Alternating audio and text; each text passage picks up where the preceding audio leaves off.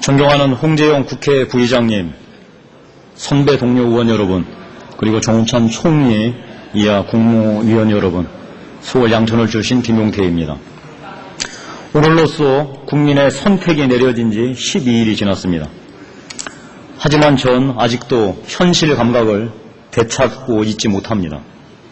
꿈을 꾸는 듯, 망치로 얻어맞은 듯 여전히 머리가 멍합니다. 선거 이후 지역에 침잠하면서 많은 분들의 말씀을 들었습니다. 혼나고 또 혼나고 있습니다. 김 의원, 왜 선거에 졌는지 아느냐고 다그치는 분도 계십니다. 한나라당, 이명박 정부 똑바로 하라고 호통치는 분도 계십니다. 당신들 정신 차리려면 아직 멀었다고 혀를 차는 분들도 계십니다. 처음에는 믿기지 않아 힘들었습니다. 전혀 예상치 못한 이런 참패를 인정하기 어려웠기 때문입니다. 그리고 더 큰 자괴감에 빠져들었습니다. 국민의 마음을 이렇게 몰랐던 제 자신을 믿을 수 없었기 때문입니다. 언론에서 분석하는 다양한 선거 패배의 이유를 접했습니다. 그리고 지역에서 만난 분들의 말씀을 곱씹어 보았습니다. 제 딸 친구 엄마 얘기입니다. 회사원이 남편인 40대 초반의 평범한 주부입니다. 그 누구한테도 얘기를 안 했지만 서울시장은 몰라도 다른 것은 반드시 한나라당 혼내주겠다고, 특히 교육감은 정말 새로운 사람이 되어야 한다고, 그래도 주변 사람한테도 열심히 전화를 돌렸다고 합니다. 인터넷에서 일부 젊은 사람들이 그러듯이 천안함 사건이 조작되지는 않았을 것이다. 그런데 한나라당과 정부하는 것 보면 화난다. 애들 교육 문제 때문에 힘들어 죽겠는데 수월성 교육이니 국제중학교니 학부모 신경 곤두서게 하질 않나. 애들 아빠 일자리 때문에 불안해 죽겠는데 다수당이라고 야당 힘으로 밀어붙인다고.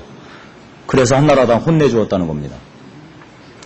저는 이 주부의 말씀에서 그간 우리가 추진하였던 정책과 추진 과정에서의 우리의 자세 모두 국민 눈에 어떻게 비춰왔는지를 압축적으로 봅니다. 우리 동네 슈퍼사장님 말씀이십니다. 50대 초반의 동네 토박이입니다.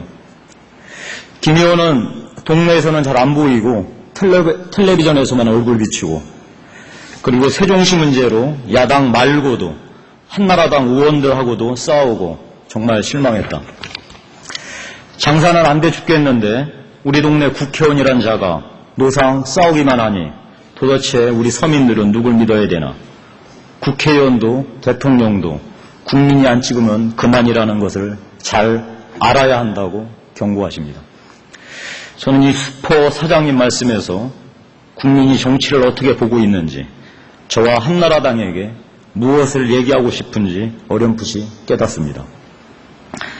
우리 동네 부동산 사장님이 들려주는 자기 아들 얘기입니다.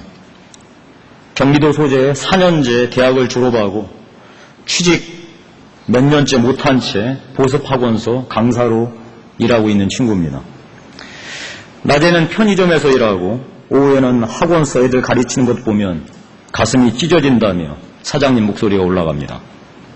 빚내가면서 대학 가르친 것은 그렇다 치고 그 아이 논 것도 아니고 제 딴에는 열심히 공부했는데 변변한 취직 자리 없이 이러니 장가를 어떻게 갈지, 다른 것보다도 애 어깨가 축 처진 모습을 보는 게 너무 힘들다며 금세 눈이 벌겋게 되었습니다. 부동산 사장님 아들 얘기를 들어보니 왜 젊은 사람들이 트위터와 인터넷을 적극 이용, 구름처럼 투표장으로 쏟아져 나오면서 한나라당과 이명박 정부에게 분노를 쏟아냈는지 조금은 알 것 같았습니다. 대선 승리, 국회의원이 된 이후 지난 2년간을 되돌아보았습니다. 자문하고 또 자문하였습니다. 무엇이 잘못되었을까? 어디서부터 잘못된 것일까라고 말입니다. 자책하고 또 자책할 수밖에 없었습니다. 이 모든 게 그 누구도 아니고 바로 제 탓이라고 말입니다. 많은 분들이 얘기하십니다. 소통이 문제였다고 말입니다. 100번 맞는 말일 겁니다. 저와 한나라당이 대수롭지 않게 여겼던 것들, 저와 정부가 국민의 정서와 동떨어지게 무심코 내뱉었던 말들, 그리고 우리 모두 국민을 가르치려 들었던 태도들, 그 모든 것들이 가슴 아프게 찌릅니다. 그러나 그것뿐이었을까요? 세종시로 야당은 물론 우리끼리도 영일 없이 싸웠던 모습들, 사대강에 반대하는 시민단체와 종교계와 제대로 소통 못했던 자세들, 어뢰 추진차가 발견되자 당장이라도 북한을 응징할 듯한 태도를 보였던 시간들, 국민은 단지 이런 것 때문에 한나라당에게 천패를 안겨준 것일까요? 선거 천패원인은 짙은 안개처럼 저에게는 여전히 모호하고 몽롱하기만 합니다. 지금 대한민국이 어디에 서 있는지 생각해 봅니다. 제 나이 42살, 많지 않은 나이지만 고등학교 시절 일제 소니 워크맨을 갖는 것이 꿈의 로망이었습니다. 그러나 2010년 세계 모든 언론은 삼성 갤럭시 S와 애플 아이폰 폰의 대격돌을 대서특필하고 있습니다. 불과 20년 사이 대한민국에 무슨 일이 일어났던 걸까요? 1980년대 말부터 각국은 세계화라는 새로운 시대에 돌입하였습니다. 경제 부분을 필두로 근대 국가의 국경이 무의미해지기 시작했습니다. 그 어떤 국가도 세계화의 간섭에서 자유로울 수 없게 되었습니다. 특히 대한민국은 경제는 물론 정치, 사회, 문화 모든 분야에서 세계화의 강력한 간섭을 받게 되었습니다.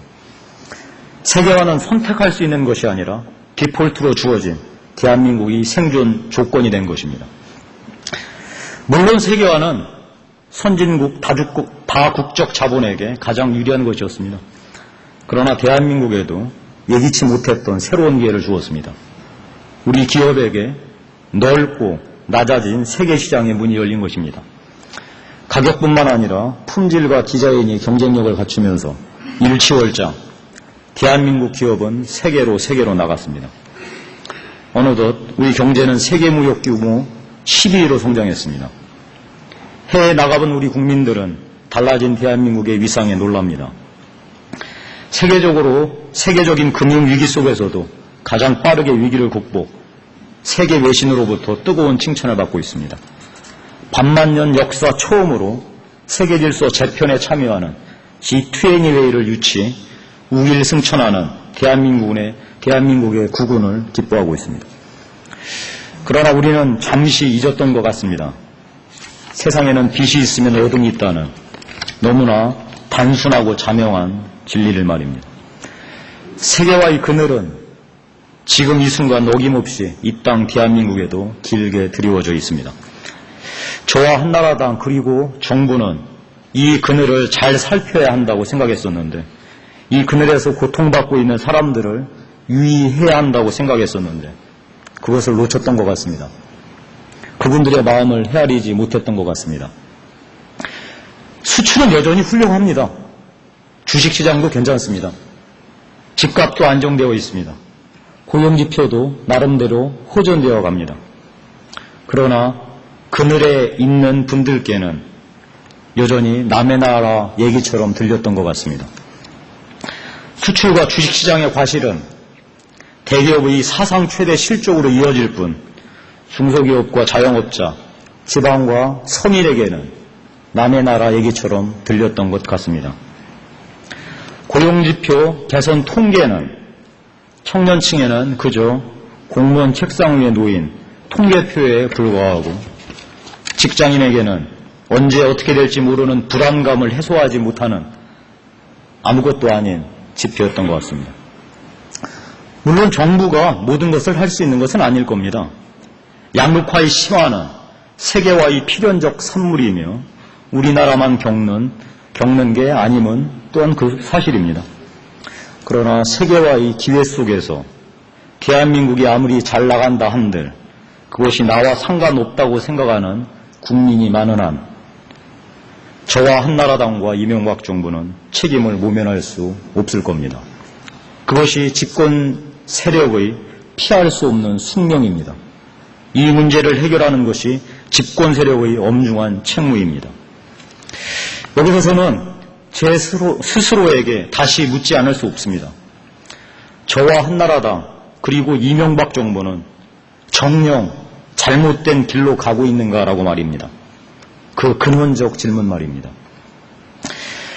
대한민국은 많은 국민들에게 고통을 주고 있다는 세계화의 간섭에서 벗어나서 우리만의 경제, 사회, 문화체제를 독자적으로 구축할 수 있는가? 암세포처럼 옥죄어오는 저출산 고령화의 사회 구조적 문제 앞에서 지속적 경제 성장을 통한 파이 키우기가 아니라 보편 복지 전면화를 통한 파이 분배가 우선될 수 있는가? 사람 경쟁력으로 여기까지 발전해왔고 앞으로도 사람 경쟁력밖에 믿을 게 없는 대한민국이 경쟁교육을 포기하고 평등교육으로 나가는 것이 맞는가? 전대미문이 3대 세습체제를 당연한 듯 여기면서 준비도 안 된 화폐개혁으로 인민을 굶겨 죽이고 상상도 하지 못할 천안함 기습 사태를 버젓이 자행하면서 월드컵 해적 중계라는 최소한의 룰도 내팽개치는 북한에 대해서 단지 한민족이란 이유 때문에 대화가 우선이고 지원이 필수라는 것을 동의할 수 있는가? 저는 아무리 생각해도 자라면서 배워오고 사회에 나와 익히고 자식을 기르면서 체득된 저희 가치와 신념을 부정할 수는 없습니다. 제 스스로 확신했던 가치와 신념을 밑흥부터 허물 수는 없습니다. 그러나 지금 이 자리에서 뼈아프게 인정해야 할 것이 있습니다. 속지 않은 마음으로 고백할 게 있습니다. 과연 나는 내가 믿어왔던 가치와 신념을 국민 속에서 국민과 교감하면서 얼마나 치열하게 점검했는지를 말입니다. 과연 나는 나의 제한된 경험과 주관적인 논리 안에서 세상의 변화와 국민의 눈높이에 아랑곳하지 않고 자기 확신과 자기 만족에 빠져 있지 않았느냐 말입니다. 과연 나는 내가 속한 단과 내 울타리가 되어진 정치 세력만을 위해 남의 얘기를 폄하하고 왜곡하지 않았는지 말입니다. 독성과 오만, 그것은 그 누구도 아니고 내 스스로 빠져있던 내 자화상이라 얘기하지 않을 수 없습니다. 이런 저에게 그리고 아마도 한나라당과 이명박 정부에게 현장으로 가는 것 말고는 답이 없을 것 같습니다. 현장으로 가서 국민과 함께 뒹굴지 않고서는 다시 국민의 마음을 얻을 수 없을 것 같습니다. 현장으로 가서 우리의 가치와 신념이 국민에게 어떻게 투영되고 있는지 점검해야 할 것 같습니다. 현장으로 가서 우리 가치와 신념을 국민에게 과연 설득할 수 있을지 부딪혀야 할 것 같습니다. 현장으로 가서 우리의 가치와 신념을 국민의 뜻과 눈높이에 맞추어 새롭게 고쳐나가야 할 것 같습니다. 저희 작은 자체 끝에 얻은 국민의 뜻은 바로 있는 그대로의 인정과 한뱉한 마음의 위로인 것 같습니다. 국민은 말씀하십니다. 통계를 보지 말고 현실을 보라고. 구중궁궐에 있지 말고 동네 뒷골목에 오라고. 국민이 얼마나 힘들고 불안해하는지 그대로 인정하라고. 국민은 말씀하십니다. 조만간 좋아질 거라는 말, 다른 나라에 비해 좋다는 말, 정부가 열심히 하고 있다는 말, 위로가 안 된다고 합니다. 비 오는 날 어줍지 않게 우산 받쳐주는 게 아니고 우산을 버리고 같이 비를 맞아주는 한뱉한 마음의 위로가 필요하다는 것입니다. 그렇습니다. 지금 생각해보니 국민은 이번 지방선거 전까지 저와 우리 한나라당에게 국민이 직접 느끼는 삶의 문제를 인정하고 무게를 인정하고 국민과 삶의 현장에 같이 서는 한뱉한 마음의 위로를 간절하게 요구했던 것 같습니다. 우리가 그 마음을 살피지 못해서 참패를 한 것 같습니다. 국민 여러분 정말 죄송합니다. 국민이 얼마나 힘들어하는지 몰랐던 저를 더욱더 혼내주시기 바랍니다. 국민이 무엇을 원하고 있는지 몰랐던 저를 더 때려주시기 바랍니다. 처음으로 돌아가 다시 시작하겠습니다. 총리님 잠시 나와주시기 바랍니다.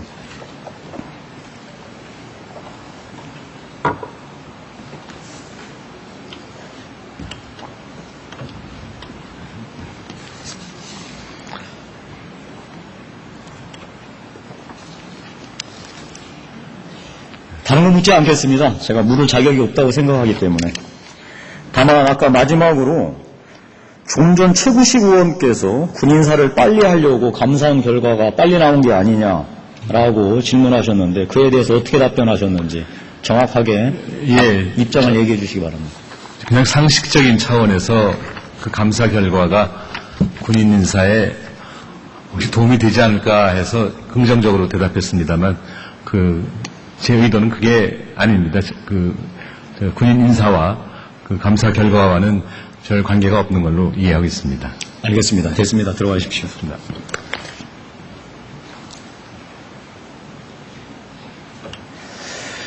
무슨 말씀을 드리겠습니까? 더 열심히 일하겠습니다. 그리고 국민과 함께 일하겠습니다. 더 악착같이 일하겠습니다. 국민의 마음을 얻으면서 일하겠습니다. 경청해 주셔서 고맙습니다. 존경하는 김영태 의원님 수고하셨습니다. 다음은 존경하는 유성엽 의원님 나오셔서 질문해 주시기 바랍니다.